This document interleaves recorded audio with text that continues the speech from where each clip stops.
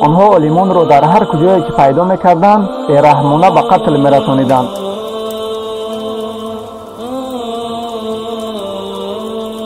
آنها منکنی‌ها را آغاز کردند و چه چیزها را آنها منع کردند؟ آنها قرآن را منع کردند. از پس آن چون عادتاً حجاب در همه جا منع است و چه سبب منع حجاب شده می‌تواند؟ از جانب اتئیستان.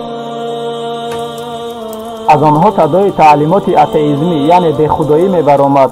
آنها تعلیم اتئیسم را ترغیب می‌کردند. چیزی سلامت نماند. زبان تاجیک‌ها و ازبک‌ها یعنی الفبایی که استفاده می‌کردند حرف‌های عربی بود. همین طور استالین اولین کاری که او میکند آن چیزی که عادتاً میکنند. اگر به طول تاریخ بنگریم وقتی که ضبط کننده می آید و او مقصدی نصب کردن اسلام را دارد، عادتاً او از چه آغاز میکند؟ از عالمان آغاز میکند. همین طور استالین عالمان را میکوبد و در هر کجایی که عالمان را پیدا میکرد آنها را یا اینکه میکشت و یا آنها را قتل عام میکرد. سرشمار میکشتند. تاریخ شناسان قید کردند که آنها برای قبر کندن اکسکاواتورهای کلان را استفاده میکردند تا که عالمان را در همان جا گور کنند، یعنی در همان یک جایی که سرشمار گور میکنند. و تا امروزها بسیار جایهای به آنها معلوم هستند که در آن جایها شماره زیادی عالمان گور کرده شدند. چرا؟ چون که وقتی عالمان را نصب میکنی علم را نصب میکنی. وقتی که علم را نصب کردی آدمان جاهل میشوند. در مسند صحیح امام بخاری رحمت الله بر او باد باب موجود است که آن باب نام دارد رفع العلم و ظهور الجهل. استثنای علم نتیجهش یعنی عاقبت به علمی ظهور الجهل، آدمان جاهل میشوند. انا به چه خاطر علم خیلی و خیلی مهم است و نتیجهش دیرتر نمایان می شود. اینک آنها چیکار میکردند؟ آنها عالمان را در هر کجایی که پیدا میکردند بی‌رحمانه به قتل میرسانیدند یا اینکه آنها را به دار می آویختند. بعضی آنها را که به قتل نمیرسانیدند یا به دار نمی آویختند، پس آنها را چیکار میکردند؟ آنها را به سیبیر میفرستادند. معلومات های وجود دارد آید عالمانی که به سیبیر بدرقه کرده شدند و در موضع های خنک برفی گذاشته شدند. و همانهایی که خنوکی را از سر گذرانیدند نقل کردند که آنها می رفتند حتی لحظه نمی ایستادند وگرنه بدنهایشان از خنوکی کرخت می شد. و وقتی که آنها در یخ راه می رفتند یگانه اصول به دست آوردن خوراک این داشتن ماهی از زیر یخ بود. آنها مجبور بودند که یخ را بشکنند و ماهی را بدارند و خامخام بخورند و نباید که بایستند. آنها به خود اجازت استراحت را نمی دادند. و خیلی بسیار اصولهای دیگر ذکر شده است آید آن که آنها چه خیل عالمان ما را به قتل میرسانیدند. گفتگی بر این من به شهر تاشکند سفر کردم و من مکانی را زیارت کردم که آن مکان نام دارد باغ شهیدان و در این باره در صفحه فیسبوک نوار دارم. باغ شهیدان. خلاص همگی در یک شهر در شهر تاشکند آنها چیکار کردند؟ اگر آنها شبهه میکردند که کدام مرد یا کدام زن تا حال دین خود را تجربه میکند آنها را به آن باغ می آوردند و در آن زمان آن مکان در گرد و اطراف تاشکند بود. آنها را به آنجا می آوردند و در آنجا همگی 3 عسکر بود و این 3 عسکر حکم می برآوردند که این آدم گناهکار است یا بیگناه. و این جریان از 5 تا 10 دقیقه را می گرفت. از 5 تا 10 دقیقه بعداً آنها این آدم را به قتل می رسانیدند. تا صبح سحر این آدم الکی مرده بود. تنها تصور کنید خانواده‌اش حالا خبر ندارند. در روبروی آن مکان دریای بود. آنها مرده را گرفته به آن دریا می پرتافتند. این تنها دلیل هایی است که در حجت ها آمدند و بسیاری از عملهایشان ثبت نشده است. تنها در سال 1937 تنها در یک سال 1937 در همان جای در باغ شهیدان 13,000 آدم را به قتل رسانیدند به خاطر دین. در دوران کمونیسم در آسیای میانه зиёда аз 1 миллион мусалмон ҷонашонро аз даст додаанд баҳри ҳимояи шарафу номус ва ҳимояи дини Аллоҳ субҳанаҳу ва таъала. Зиёда аз 1 миллион мусалмон ва он олимонеро ки барои бадор овехтан мефиристоданд ва дар зиндонҳо вазъият он гуна буд чӣ гунае ки онҳо нақл карданд. Ба онҳо коса медоданд, баъдан фармон медоданд ки дастонатонро дар коса бишӯед. онҳоро маҷбур мекарданд ки дастонашонро дар коса бишӯянд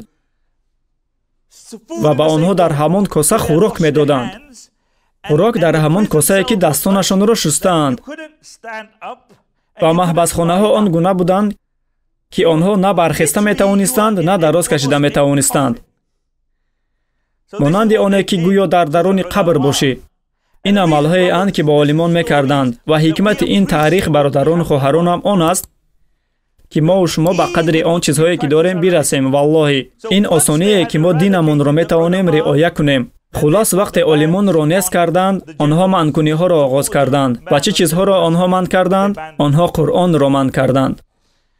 нигоҳ доштани Қуръон манъ буд. нигоҳ доштани Қуръон манъ буд. агар онҳо пай мебурданд ки ту Қуръон дорӣ ё ин ки ягон ояти Қуръонро нигоҳ медорӣ, агар як оятро нигоҳ медорӣ, пас онҳо аввал туро ба дор меовехтанд, баъдан тамоми хонаводаатро ба дор меовехтанд.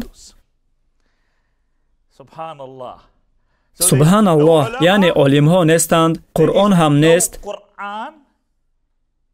забони тоҷикҳо ва узбекҳо, яъне алифбое ки истифода мекарданд, ҳарфҳои арабӣ буд ва он ба русӣ иваз карда шуд.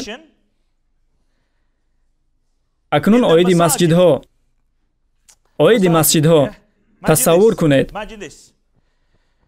Тасаввур кунед, дар тамоми иттиҳоди давлатҳои шӯравӣ чӣ қадар мусалмон буд гуфтем? Аз 45 миллион то 50 миллион мусалмон. чанд масҷиди кушода буд? 500 масҷид. барои 50 миллион мусалмон онҳо 500 масҷид доштанд. дар баъзе аз ҷойҳои Узбекистон ҳамагӣ дар як шаҳри он дар вақташ зиёда аз 1000 масҷид мавҷуд буд. лек дар замони иттиҳоди шӯравӣ ҳатто як масҷид намонда буд. дар баъзе аз ҷойҳо ҳамагӣ як масҷид буд. тасаввур кунед, ва масҷидҳои мо дар ин ҷо масҷид, дар он ҷо масҷид, дар охири роҳ масҷид, дар кӯчаи Тринити 3 масҷид мавҷуд аст. ҳамагӣ дар як кӯча. барои 50 миллион мусалмон дар тамоми иттиҳоди давлатҳои шӯравӣ ҳамагӣ 500 масҷид мавҷуд буд. хулас олимҳо нестанд. ва шумо дӯстонам ҳамеша олимонро сарзаниш мекунед, ҳамин хел не? вақте ки онҳо дар паҳлӯятон нашаванд, мебинам ки шумо чӣ кор мекунед. шуморо касе никоҳ намекунад, касе ҷаноза намекунад, касе ақиқа намекунад, хатми Қуръон намекунанд. касе чизе намекунад. акнун гӯш кунед ки чӣ шуд баъдан. рафиқи ҳамсафарам нақл мекунад, ӯ мегӯяд, ҳатто он замоне омад ки одамон бовар карданд ки ягона чизи ҳаром ин хук аст ва ҳама чизи дигар, навобаста аз он ки чӣ гуна кушта шудааст, ҳалол аст. узбекистон ин кадом давлат аст? давлате ки зиёда аз 90% аҳолияш мусалмон аст. онҳо фарқ намекарданд ҳалолро аз ҳаром. умуман ягона чизе ки онҳо ҳаром мешумурданд ин хук буд, дигар ҳама чиз ҳалол. чунки олимҳо набуданд ки онҳо муроҷиат кунанд, таълими исломӣ набуд, масҷидҳо набуд. медонед ки дар масҷидҳо чӣ кор мекарданд? онҳо дар он ҷо баландгӯякро пайваст мекарданд, лек аз онҳо садои Қуръон ё амри маъруф намебаромад. аз онҳо садои мусиқӣ мебаромад. аз онҳо садои таълимоти атеизмӣ, яъне бехудоӣ мебаромад. онҳо таълими атеизмро тарғиб мекарданд. чизе саломат намонд. арақ, шароб. нархи шароб ҳатто аз нархи нӯшокии ташнашикан поён буд. 2 баробар арзон буд нисбат ба нӯшокии ташнашикан. чаро? чунки ҳозир аз онҳо илмро гирифтем. дигар ҳеҷ манбаи таълим вуҷуд надорад. онҳо дигар намефаҳманд чӣ ҳарому чӣ ҳалол аст. ва акнун чӣ кор боқӣ монд? ба онҳо шароб доданд.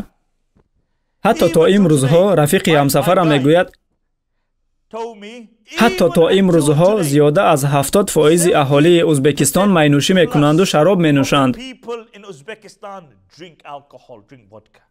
ӯ мегӯяд, ки дар деҳаи мо ҳама майнӯшӣ мекунанд, ҳама, ҳатто занҳо менӯшанд. ӯ мегӯяд, ба деҳаам рафтан мушкил аст, чунки ҳар боре ки ба он ҷо меравад, дӯстонаш ба ӯ мегӯянд: ту чӣ, аз мо беҳтар шудӣ магар?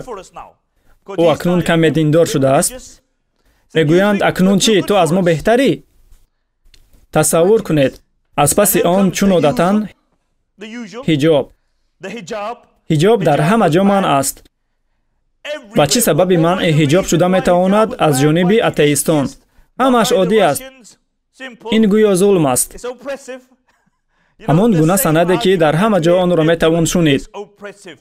гӯё нобаробарӣ. бинед, ҳатто вақте ки худи зан мехоҳад ҳиҷоб кунад, фарқаш не, гӯё зулм аст. онҳо бояд ҳамеша, дар тӯли таърих, онҳо бояд ҳамеша дахлдор шаванд, ки занҳои мо бояд чӣ гуна либос пӯшанд.